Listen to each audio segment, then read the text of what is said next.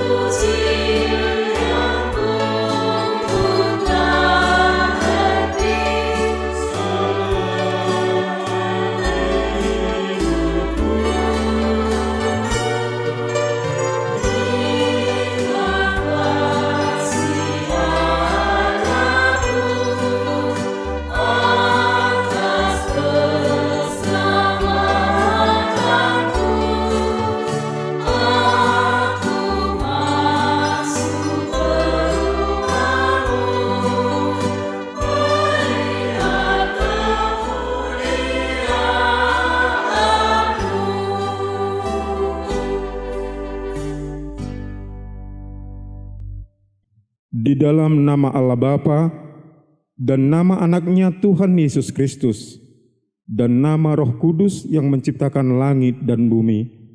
Amin. Sebab aku ini mengetahui rancangan-rancangan apa yang ada padaku mengenai kamu, demikianlah firman Tuhan, yaitu rancangan damai sejahtera dan bukan rancangan kecelakaan, untuk memberikan kepadamu hari depan yang penuh harapan. Dan apabila kamu berseru dan datang untuk berdoa kepadaku, maka aku akan mendengarkan kamu. Haleluya.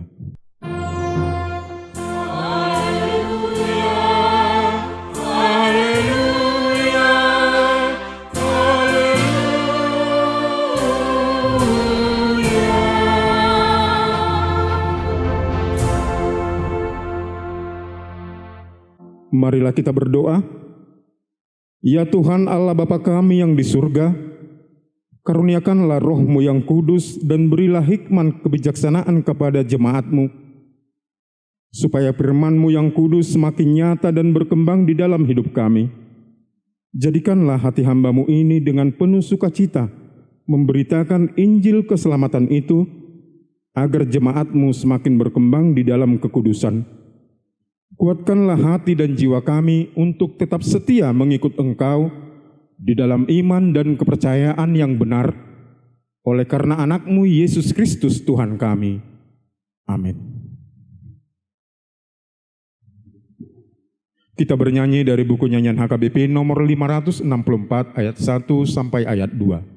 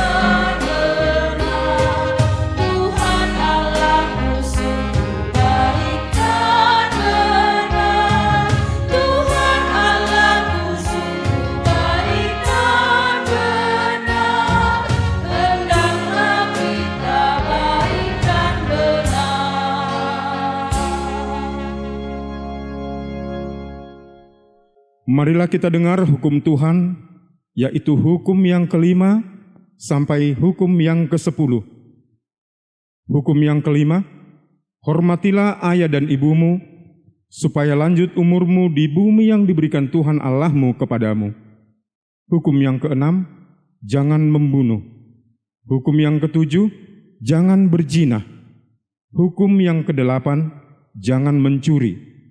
Hukum yang ke-9, jangan mengucapkan saksi dusta terhadap sesamamu manusia. Hukum yang ke-10, jangan mengingini rumah sesamamu. Jangan mengingini istrinya, atau hambanya laki-laki, atau hambanya perempuan, atau lembunya, atau keledainya, atau apapun yang dimiliki sesamamu. Demikian hukum Tuhan, marilah kita meminta kekuatan untuk melakukannya. Ya Tuhan Allah, kuatkanlah kami melakukan yang sesuai dengan hukum-Mu. Amin. Kita bernyanyi dari buku nyanyian HKBP nomor 747 ayat 1 sampai ayat 2.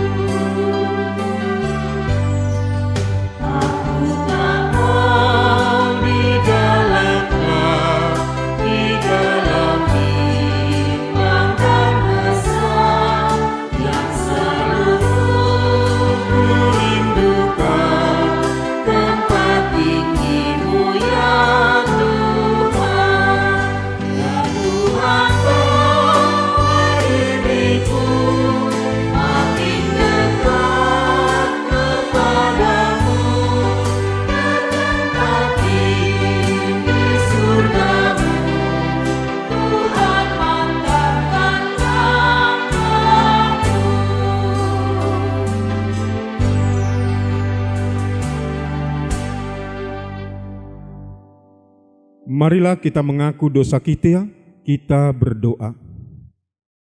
Ya Tuhan Allah Bapa kami yang Maha Kuasa, Engkau mengasihi kami orang yang hina dan tercela ini.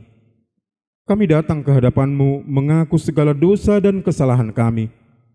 Sejak dilahirkan kami sudah bergelimang di dalam dosa. Kami tersesat dan menyimpang dari jalan Tuhan. Kami sering melanggar hukum-Mu. Ya Tuhan kami, janganlah mengingat dosa dan pelanggaran kami pada masa muda, tetapi ingatlah kepada kami sesuai dengan kasih setia-Mu oleh karena kemurahan-Mu. Ya Tuhan, lapangkanlah hati-Mu terhadap kami yang berdosa ini. Amin. Janji Tuhan tentang pengampunan dosa. Tetapi Dia tertikam oleh karena pemberontakan kita, Dia diremukkan oleh karena kejahatan kita. Ganjaran yang mendatangkan keselamatan bagi kita ditimpalkan kepadanya, dan oleh bilur-bilurnya kita menjadi sembuh. Kemuliaan bagi Allah di tempat yang maha tinggi. Amin. Kita dengarkan lagu pujian dari Kur Gabungan HKBP Lumban Holbung.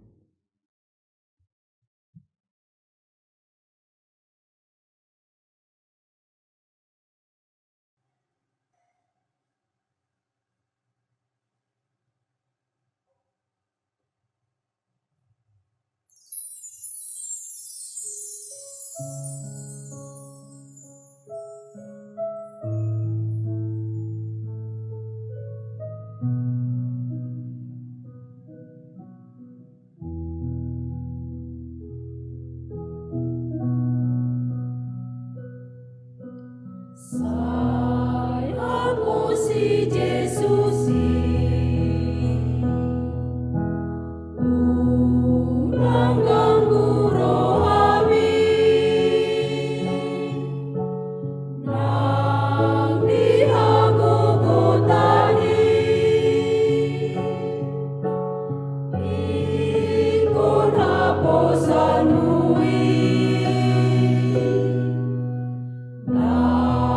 Gogo galumbangi, jalapur alogoi, sonang sabang rohani, molo Yesus dongani,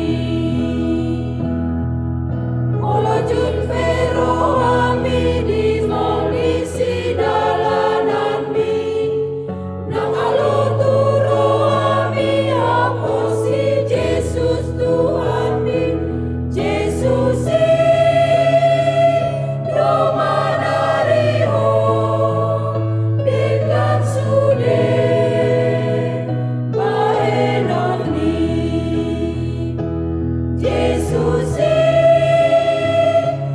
patureo iusude bahenoni, usmaroha, usmaroha,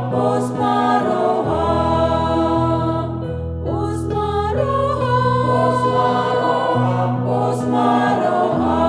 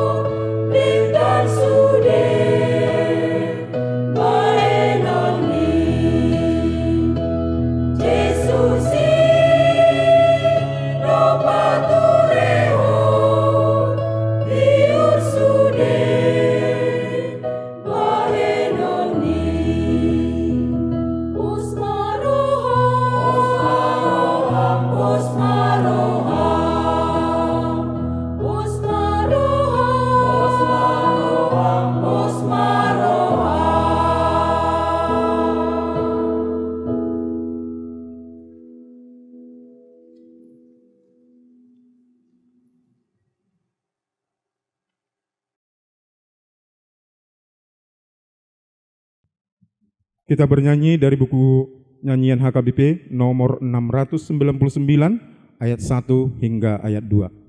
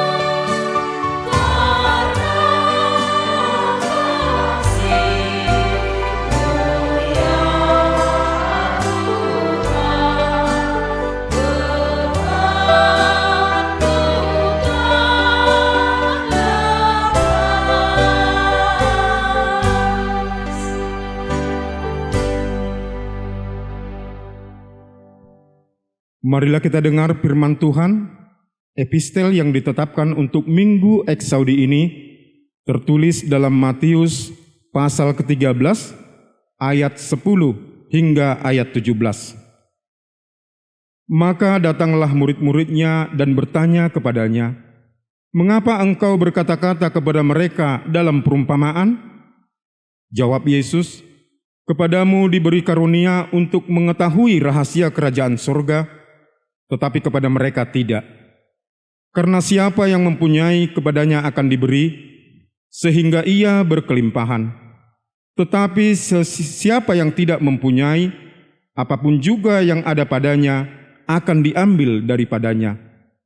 Itulah sebabnya aku berkata-kata dalam perumpamaan kepada mereka, karena sekalipun melihat, mereka tidak melihat, dan sekalipun mendengar, mereka tidak mendengar dan tidak mengerti. Maka pada mereka genaplah nubuat Yesaya yang berbunyi, kamu akan mendengar dan mendengar, namun tidak mengerti. Kamu akan melihat dan melihat, namun tidak menanggap. Sebab hati bangsa ini telah menebal, dan telinganya berat mendengar, dan matanya melekat tertutup, supaya jangan mereka melihat dengan matanya, dan mendengar dengan telinganya, dan mengerti dengan hatinya, lalu berbalik, sehingga aku menyembuhkan mereka. Tetapi berbahagialah matamu karena melihat dan telingamu karena mendengar. Sebab aku berkata kepadamu, sesungguhnya banyak nabi dan orang benar ingin melihat apa yang kamu lihat, tetapi tidak melihatnya, dan ingin mendengar apa yang kamu dengar, tetapi tidak mendengarnya. Demikian firman Tuhan. Berbahagialah orang yang mendengar firman Allah serta memeliharanya. Amin. Kita dengarkan lagu pujian dari Kor Ina Selasa HKBP Lumban Holbung.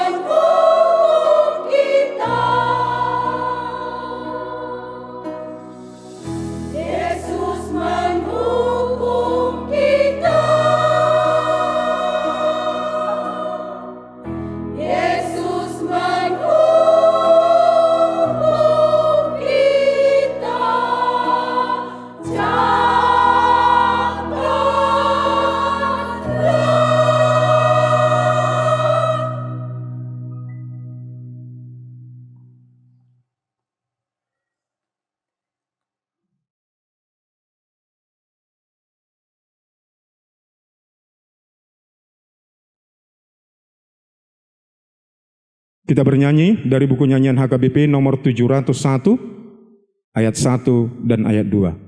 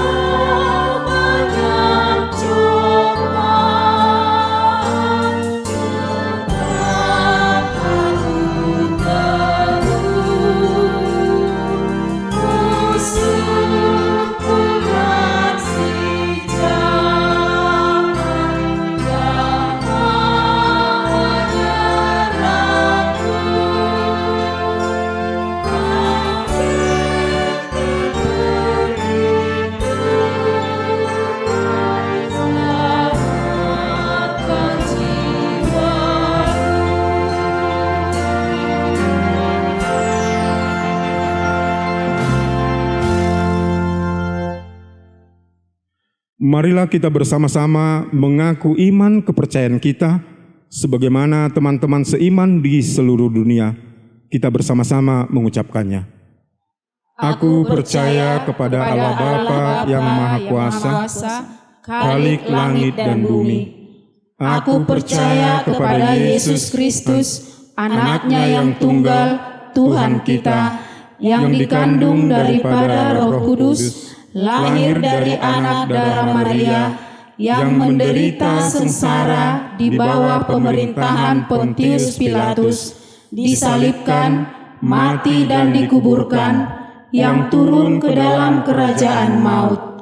Pada hari yang ketiga, bangkit pula dari antara orang mati, naik ke surga, duduk di sebelah kanan Allah, Bapa yang Maha Kuasa. Dari sana akan datang kelak untuk menghakimi orang yang hidup dan yang mati. Aku percaya kepada Roh Kudus dan adanya satu gereja Kristen yang kudus dan am, persekutuan orang kudus, pengampunan dosa, kebangkitan daging dan hidup yang kekal. Amin. Kita dengarkan lagu pujian dari Kor Ina Jumat HKBP Lumban Holbung.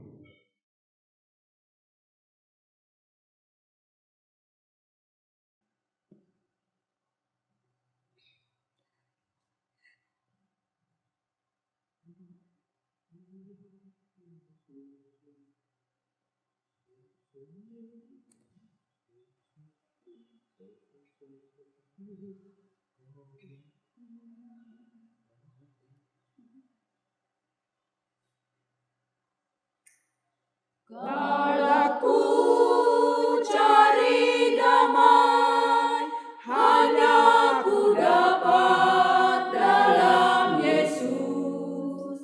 Kalaku cari ketenangan, hanya ku temui di dalam Yesus.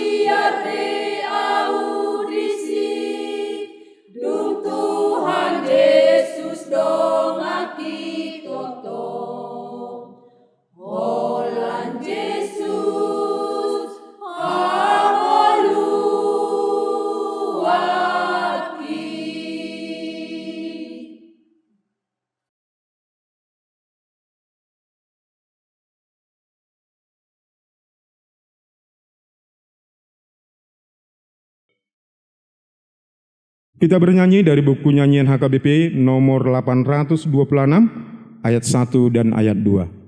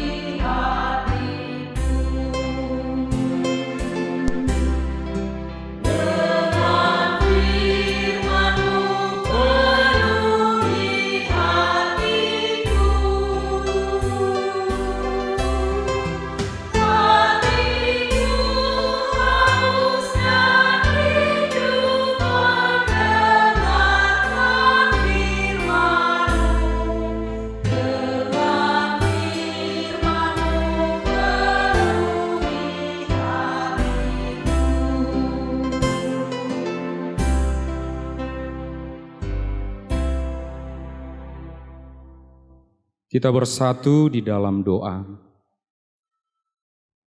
Allah Bapa yang bertahta di dalam kerajaan surga, terima kasih atas kasih setiamu, berkat-Mu, anugerah-Mu yang kami terima hingga pada saat ini. Kami boleh memuji, memuliakan nama-Mu yang kudus. Kiranya Tuhan berkenan menerima pujian kami, persembahan kami, hanya untuk kemuliaan Tuhan saja. Firman-Mu yang akan kami dengarkan, berikan kami kekuatan, kebijaksanaan, kepintaran untuk mengerti firman-Mu, dan kami mampu melakukannya di dalam kehidupan kami sehari-hari. Di dalam nama anak-Mu, Tuhan Yesus Kristus, Juru Selamat kami berdoa mengucap syukur kepada-Mu. Amin. Shalom. Salam sukacita dan damai sejahtera bagi kita semuanya, Bapak, Ibu, saudara-saudari sekalian yang hadir di rumah Tuhan pada hari ini. Begitu juga kepada Bapak, Ibu, saudara-saudari sekalian yang sedang menonton ibadah Minggu pada saat ini. Kiranya kasih setia Tuhan yang selalu melindungi kita. Terimalah salam dari kami, dari jemaat, majelis, gereja HKBP Lumban Holbung, Resort Pardamaian Bukit Tataran yang berada di distrik 5 Sumatera Timur. Kiranya kasih Tuhan, anugerahnya dan damai sejahtera yang selalu menyertai kita semuanya.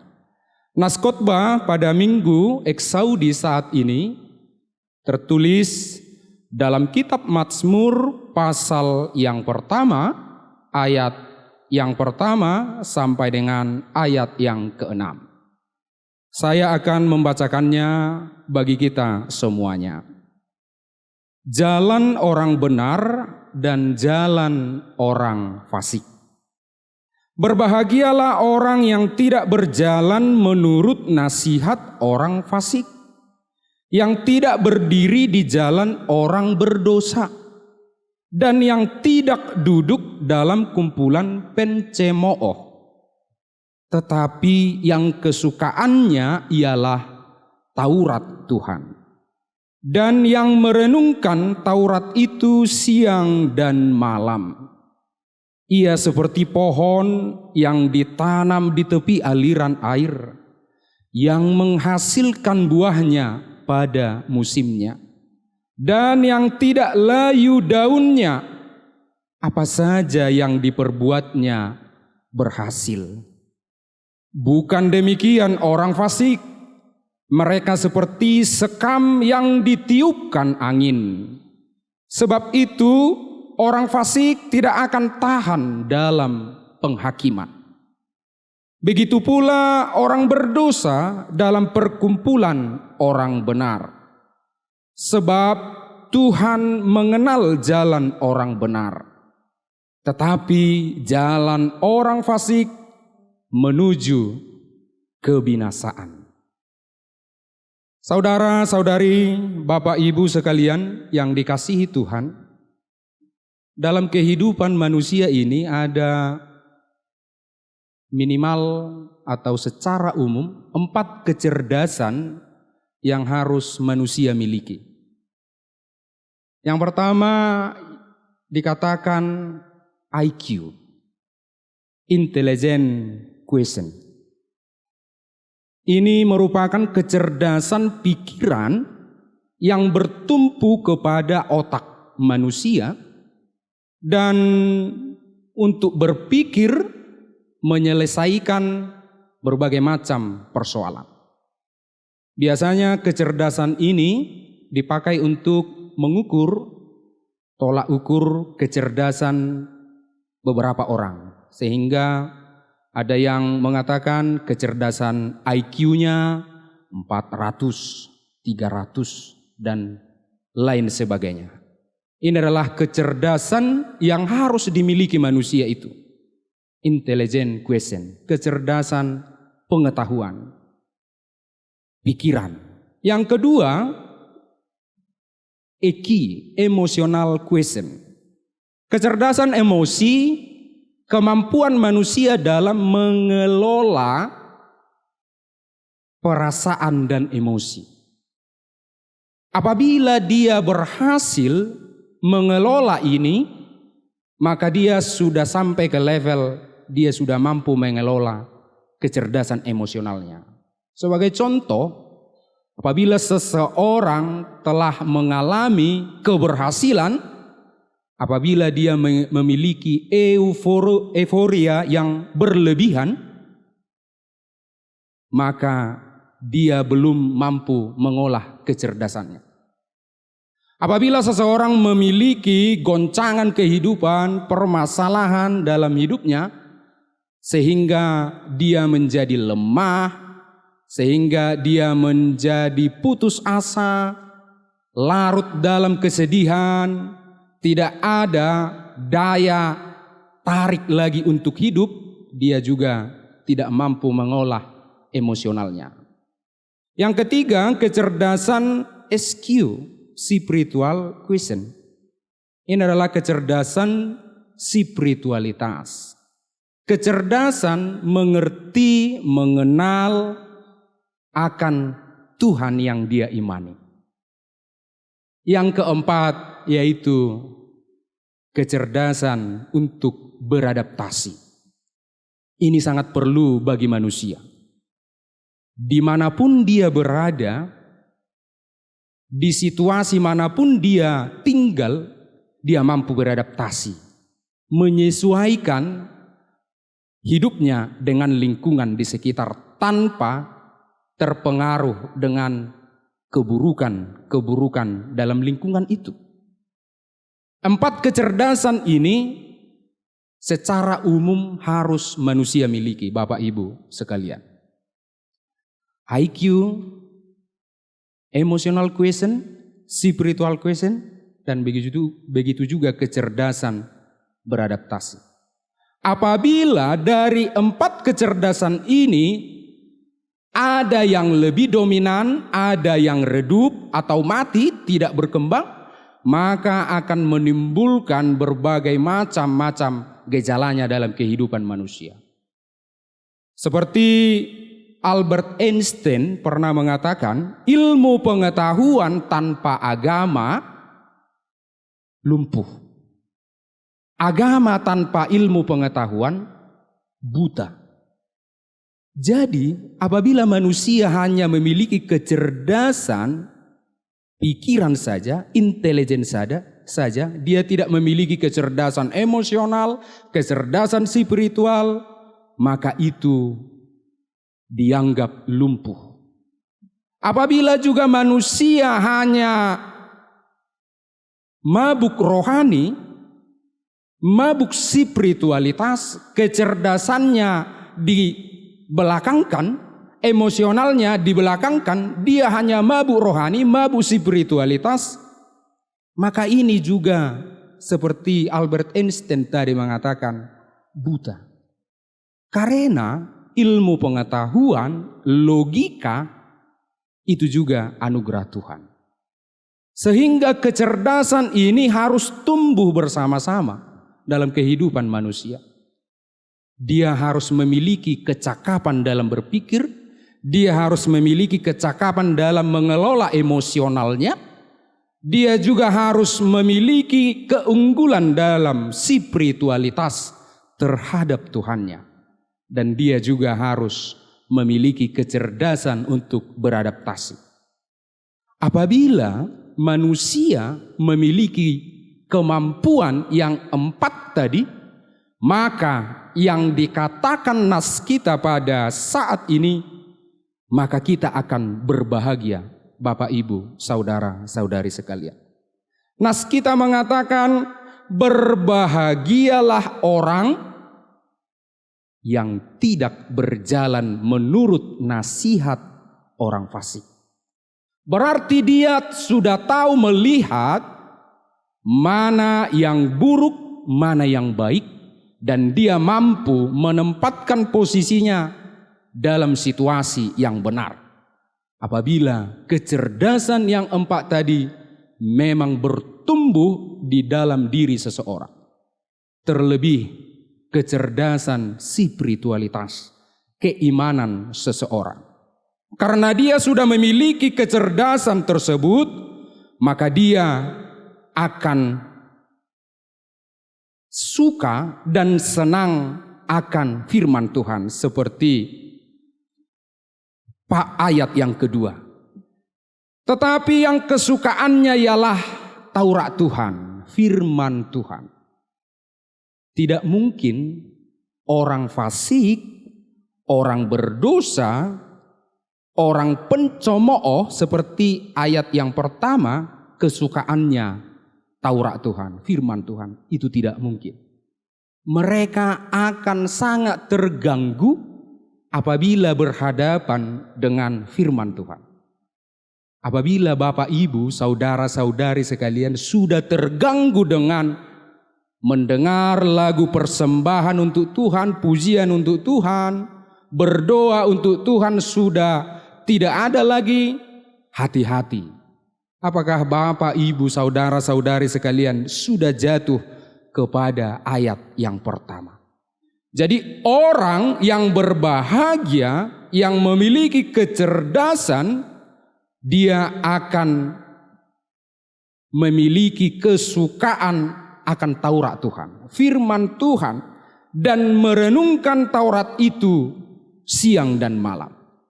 Seperti firman Tuhan dalam Mazmur 119 ayat 105, firman-Mu itu pelita bagi kakiku dan terang bagi jalanku. Inilah yang dikatakan oleh orang-orang yang percaya kepada Tuhan. Dia akan mengatakan seperti itu di dalam hidup dia. Firman-Mu itu pelita bagi kakiku dan terang bagi jalanku. Apabila ini kita imani dan kita lakukan dalam kehidupan sehari-hari, maka akan terjadi ayat yang ketiga. Bapak, Ibu, saudara-saudari sekalian. Maka akan terjadi ayat yang ketiga. Ia seperti pohon yang ditanam di tepi aliran air, yang menghasilkan buahnya pada musimnya, dan yang tidak layu daunnya, apa saja yang diperbuatnya berhasil. Hidup kita akan seperti itu. Hidup kita akan kokoh. Hidup kita akan kuat untuk menjalani kehidupan kita ini. Apabila ada goncangan, apabila ada sukacita, maka kita akan tetap merendahkan diri di hadapan Tuhan. Berbeda dengan orang fasik.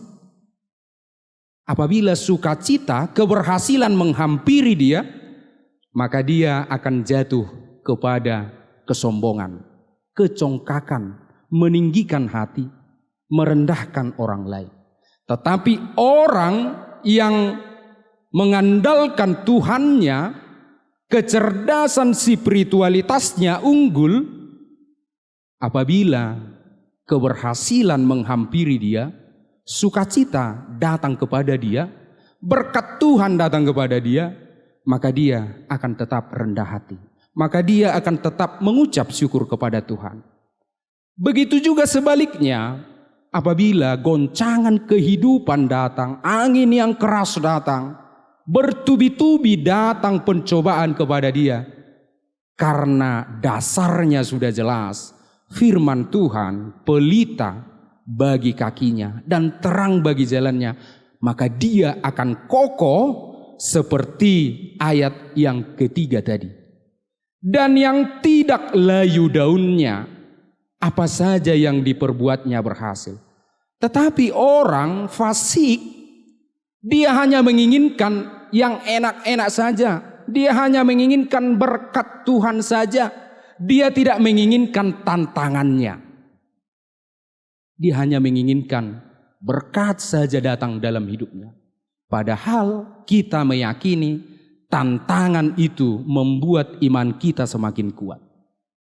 Orang fasik biasanya mengingini pujian. Dia tidak mengingini ujian. Padahal ujian itu adalah menguatkan iman kita.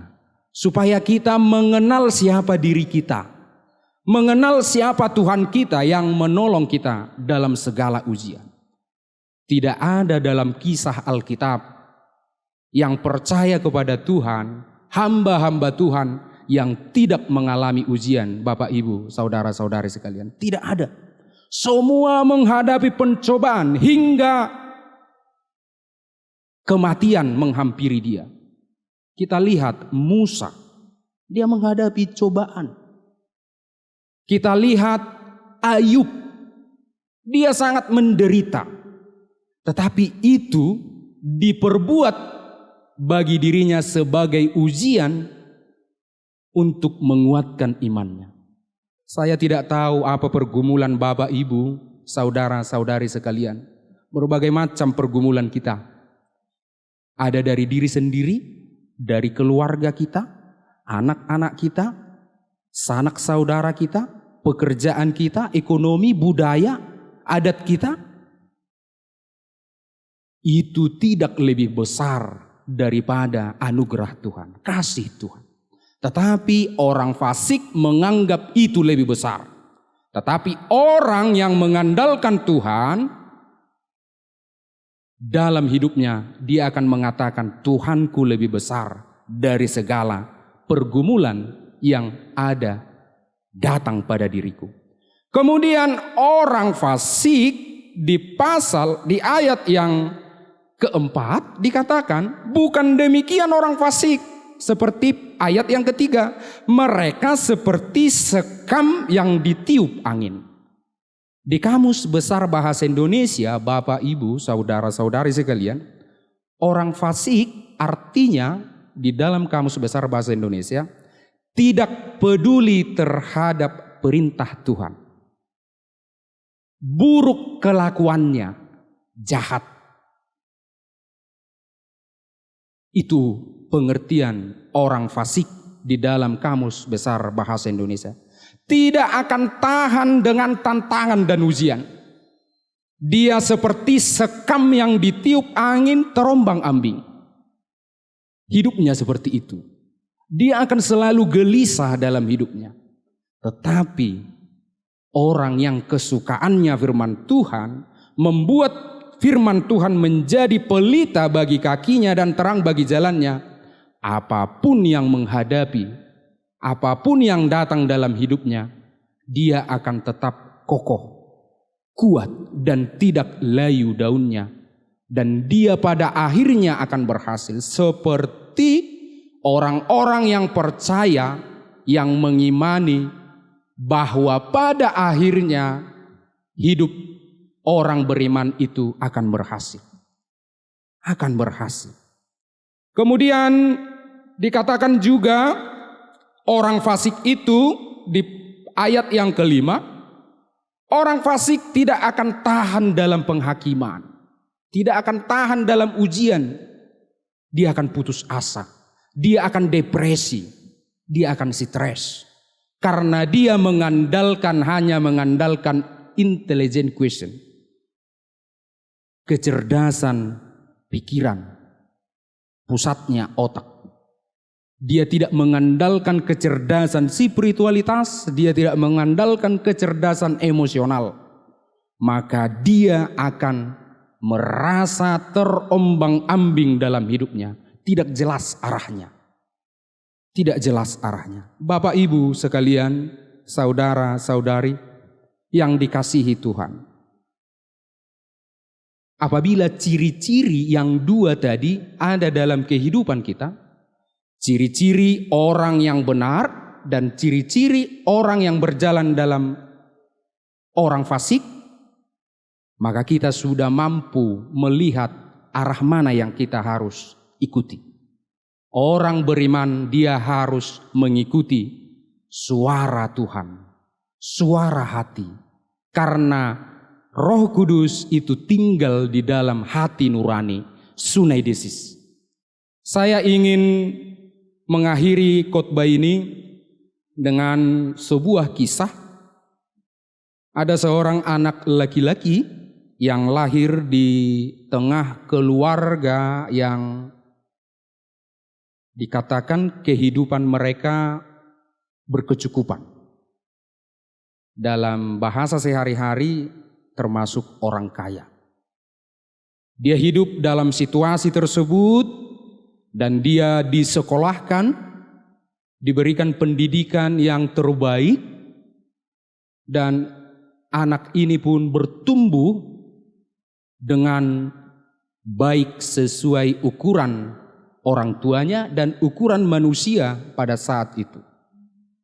Dia menjadi orang yang pintar dan dia masuk ke dalam perkumpulan.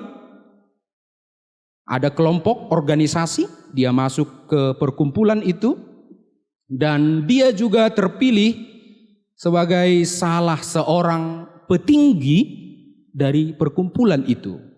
Dia disegani di dalam perkumpulan itu. Tetapi Bapak Ibu, saudara-saudari sekalian, dia sangat benci dengan yang namanya orang Kristen. Dia sangat benci.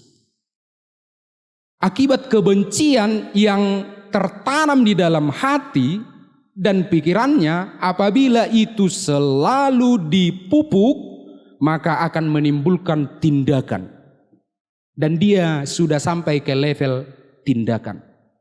Sehingga dia mencari orang Kristen dan membunuh orang Kristen tersebut. Dia juga didukung oleh organisasinya untuk melakukan itu. Karena organisasinya tersebut juga sangat membenci yang namanya orang Kristen. Di perjalanan sewaktu mencari orang Kristen untuk dihukum, dan hukuman yang paling berat yaitu dibunuh, di perjalanan dia mengalami hal di luar pemikiran dia, di luar nalar dia. Dia mengalami kebutaan. Bapak Ibu, saudara-saudari sekalian, dia mengalami kebutaan. Dia mendengar suara di telinganya yang mengatakan, "Mengapa engkau menganiaya aku?" Kemudian dia bertanya, "Siapakah engkau?" Dan dijawab, "Akulah Yesus yang engkau aniaya. Tetapi pergilah ke dalam kota, di sana akan dikatakan apa yang harus kamu perbuat." Dia pun pergi ke dalam kota dan bertemu dengan orang Kristen. Setelah bertemu dengan orang Kristen tersebut, dia didoakan. Dan dia pun melihat, Bapak Ibu sekalian, saudara-saudara. Dia melihat. Siapakah dia?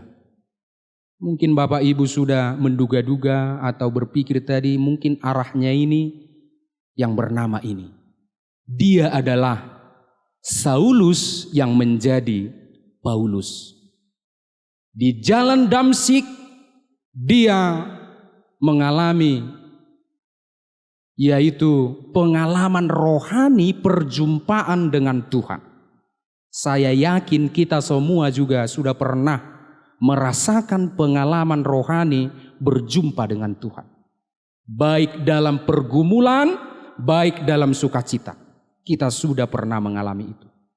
Setelah pengalaman rohani itu, sehingga Paulus mengalami hidup baru setelah berjumpa dengan Tuhan.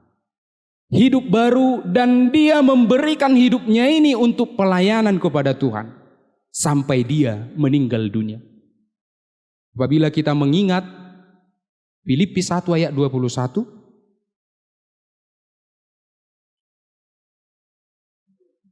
Hidup mati adalah keuntungan. Dia mengatakan seperti itu. Molohamatianon itu sudah pasti. Tapi itu adalah keuntungan. Paulus katakan. Dia sangat berapi-api memberitakan tentang firman Tuhan.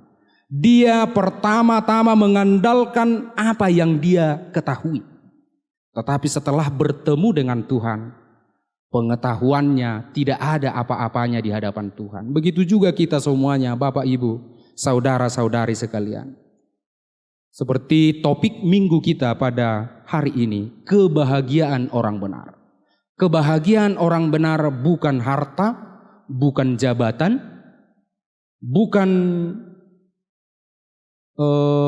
kesenangan, tetapi kebahagiaan orang benar yaitu firman Tuhan. Seperti yang dikatakan dalam ayat yang kedua. Tetapi yang kesukaannya ialah Taurat Tuhan. Dan yang merenungkan Taurat itu siang dan malam. Dan pada akhirnya akan tiba bagi hidup kita ayat yang ke-6. Sebab Tuhan mengenal jalan orang benar, tetapi jalan orang fasik menuju kebinasaan. Amin, kita berdoa. Terima kasih Tuhan atas kasih setiamu, anugerahmu, berkatmu kepada kami. Sehingga kami dapat memuji, memuliakan namamu, mendengarkan firman-Mu yang mengatakan kepada kami supaya kami tetap teguh, kuat dalam iman kami, percaya kepada Engkau Tuhan dalam segala pergumulan yang datang kepada kami. Kiranya Tuhan yang menguatkan kami, memampukan kami untuk menghadapi semuanya. Kami juga berdoa kepada Bapak, Ibu, saudara-saudari sekalian yang mengalami penyakit di dalam tubuhnya pada saat ini. Kiranya Tuhan yang memberikan kekuatan, semangat, supaya dia tetap kuat dan semangat berharap kesembuhan yang akan Tuhan berikan kepada dia.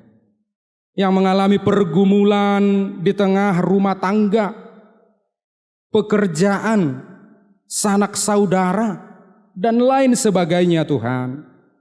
Jangan biarkan mereka untuk menyelesaikan persoalannya dengan jalan iblis, mengikuti nasihat orang fasik, tetapi mereka akan mengandalkan Tuhan, mengandalkan Roh Kudus di dalam hidupnya untuk menyelesaikan semua pergumulan, persoalan yang datang kepada dirinya.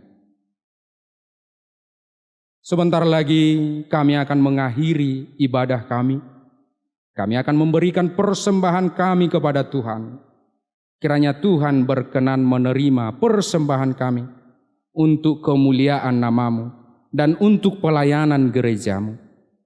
Dosa yang kami perbuat, kiranya Tuhan mengampuni. Di dalam nama anakmu Tuhan Yesus Kristus, Juru Selamat kami yang hidup, kami mengucap syukur kepadamu. Amin. Shalom.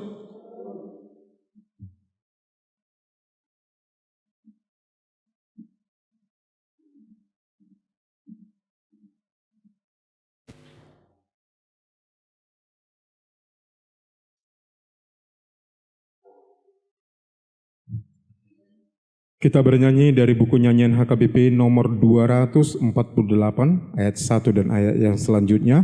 Dan saat kita bernyanyi dengan penuh sukacita kita sampaikan persembahan kita.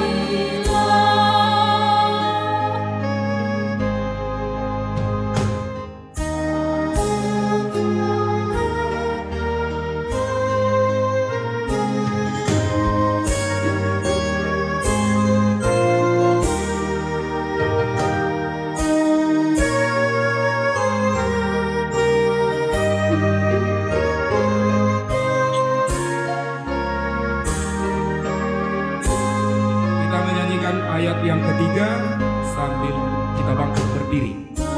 Bagaikan mata air jernih, rasanya pun segar. Hendaklah hatimu bersih, berbuat yang benar.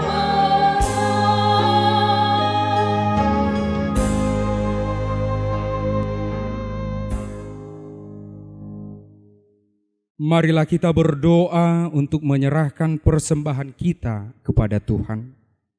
Ya Allah, Bapa kami yang di surga, kami mengaku bahwa Tuhan adalah sumber dari segala karunia yang melimpah dalam kehidupan kami masing-masing. Sebahagian daripada karunia itu, kami serahkan kembali sebagai persembahan kepada Tuhan. Terimalah dan berkatilah persembahan umat-Mu ini, agar dapat kami pergunakan untuk pekerjaan dan pelayanan kerajaan Tuhan di dunia ini. Bukalah hati kami untuk mengenal betapa banyak berkat dan karunia yang kami peroleh dari Tuhan, supaya kami senantiasa bersyukur kepadamu di dalam nama Yesus Kristus Tuhan kami.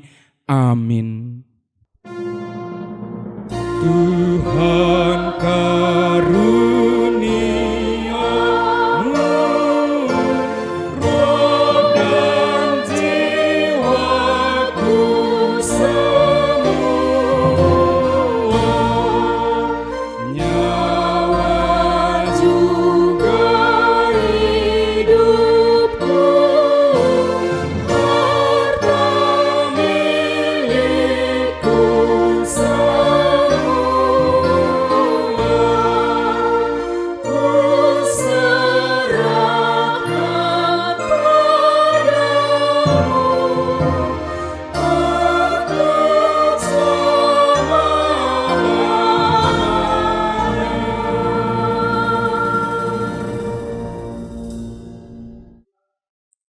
Bapa kami yang di surga, dikuduskanlah namamu, datanglah kerajaan-Mu, jadilah kehendak-Mu di bumi seperti di surga. Berikanlah kami pada hari ini makanan kami yang secukupnya, dan ampunilah kami akan kesalahan kami, seperti kami juga telah mengampuni orang yang bersalah kepada kami. Dan janganlah membawa kami ke dalam pencobaan, tetapi lepaskanlah kami daripada yang jahat.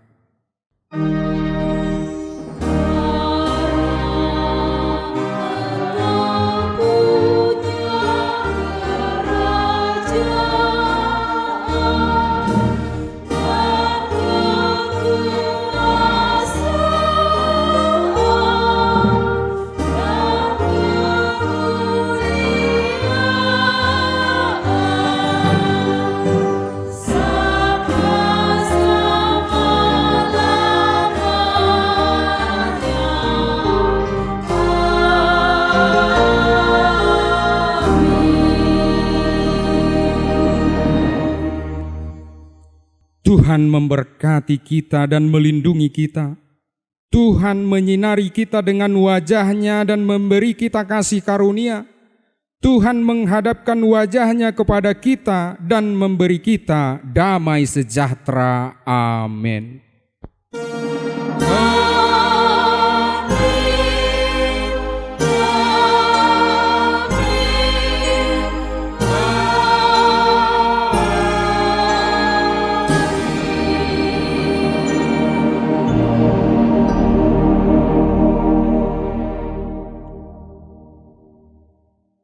Shalom, selamat hari Minggu bagi kita semuanya. Selamat hari Minggu.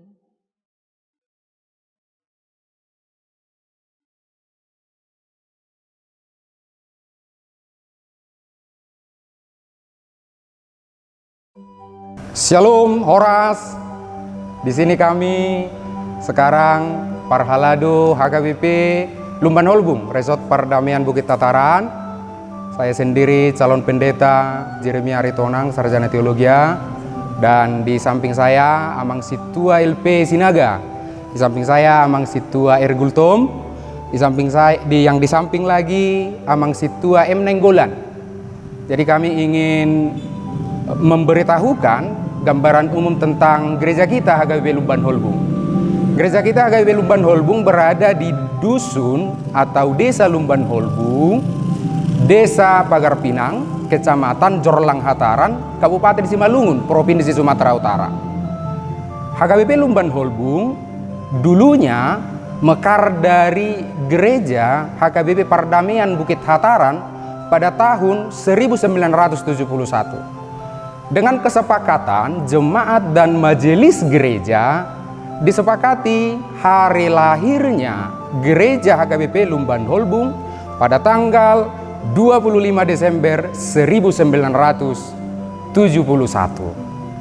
Atas berkat Tuhan melalui para donatur, gereja HKBP juga menerima berkat Tuhan, yaitu renovasi gereja yang diadakan pada tanggal 7 Juli 2019 sampai dengan 6 Oktober 2019. Dan ditempati gereja baru ini dan dilakukan pesta ucapan syukur kepada Tuhan pada hari Minggu 17 November 2019. Pada saat itu yang memimpin ibadah kita yaitu Amang Sekretaris Jenderal HKBP Pendeta David Farel Sibuea MTH Demin. Semua jemaat pada waktu itu bersuka cita karena kasih Tuhan, para donatur yang baik hati memberikan sumbangan untuk pembangunan renovasi gedung gereja. Masih berlanjut lagi sukacita jemaat kita, yaitu syukuran ulang tahun ke-50 HKBP Lumban Holbung kita lakukan pada Minggu Judika tanggal 3 April 2022. Pada saat itu, Bapak Bupati Simalungun menghadiri perayaan syukuran 5 tahun tersebut, yaitu Bapak Radiapo Hasiholan Sinaga SH-MH. Semua jemaat bersuka cita atas berkat Tuhan bagi gereja HKBP Lumban Holbung. Gereja HKBP Lumban Holbung memiliki jemaat 113 KK. Mayoritas jemaat kita berpenghasilan petani. 90% berpenghasilan petani. Jadi inilah kami, gereja HKBP Lumban Holbung, yang masih memiliki banyak keterbatasan, kekurangan, tetapi demi kemuliaan nama Tuhan, kiranya ibadah Minggu tanggal 12 Mei 2024 yang telah kita saksikan menjadi berkat bagi kita semua dan menjadi pelayanan untuk Tuhan. Harapan kami, Jemaat HKBP Lumban Holbung, kepada seluruh pemirsa, seluruh jemaat Kristen, walaupun kita berjauhan jarak kita, tetapi kasih di dalam Tuhan harus tetap kita prioritaskan. Dan kita mendoakan negara kita ini supaya maju, adil, dan sejahtera. Begitu juga dengan saudara-saudara sekalian yang sedang menghadapi pergumulan, persoalan, tetap andalkan Tuhan. Tuhan pasti menolong dan kita pasti menang menghadapi segalanya dalam hidup ini. Shalom, Horas.